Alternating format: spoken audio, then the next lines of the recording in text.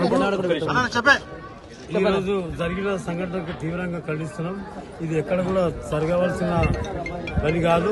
కానీ ఈ రోడ్డు ఎందుకయింది అనేది మీకు తెలుసు, మాకు తెలుసు, అందరికి కూడా తెలుసు, సమాజానికి అందరికీ తెలుసు.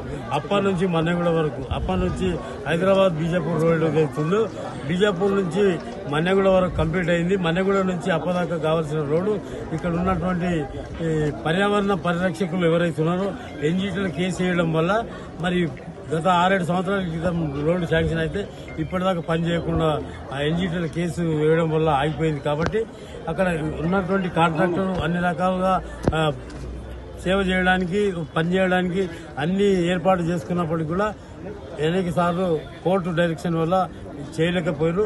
ఇప్పుడు మేము ఆ పర్యావరణ పరిరక్షకులతో ఎన్జీటీ కేసు ఎవరైతే తీసారో వాళ్ళందరితో అనేక సార్లు, అనేక సందర్భాల్లో అనేక సమావేశాలు ఏర్పాటు చేసి వాళ్ళకు ఇక్కడ లోకల్ పరిస్థితి ఇట్లున్నది, ఈ ప్రజలకు తీవ్రంగా ఇబ్బంది ఉన్నది, ఈ రోడ్డు లేక చాలా ప్రజలంతా 4 కాన్స్టిట్యూన్సీలు పరిగి, వికారాబాద్, చేవెళ్ళ, తాండూరు కాన్స్టిట్యున్సీ వరకు కర్ణాటక పోయే రోడ్డు ఉంది. కాబట్టి చాలా ఇది ఇబ్బందిగా ఉంటుంది. ఈ రోడ్డు కావాలని చెప్పి చెప్పడంతో మొన్ననే వాళ్ళు కన్క్లూజన్కి వచ్చి విత్డ్రా చేసుకోవడం జరిగింది. 2 రోజుల క్రితమే పనులు కూడా స్టార్ట్ అవుతుంది.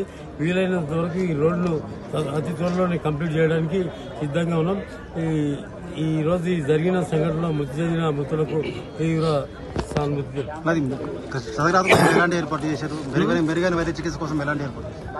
వివిధ క్షతగాత్రులు ఎవరైతే ఉన్నారో పట్నం మహేందర్ హాస్పిటల్లో, మరి ఇక్కడ గవర్నమెంట్ హాస్పిటల్లో, వికారాబాద్ హాస్పిటల్లో ఉన్న ఎవరైతే పేషెంట్లు ఉన్నారో వాళ్ళందరికీ కూడా మెరుగైన వైద్య సేవలు అందించడానికి ప్రభుత్వం సిద్ధంగా చనిపోయిన వాళ్ళకి ఎక్స్‌గ్రేషియా ప్రకటించారు చేస్తారు.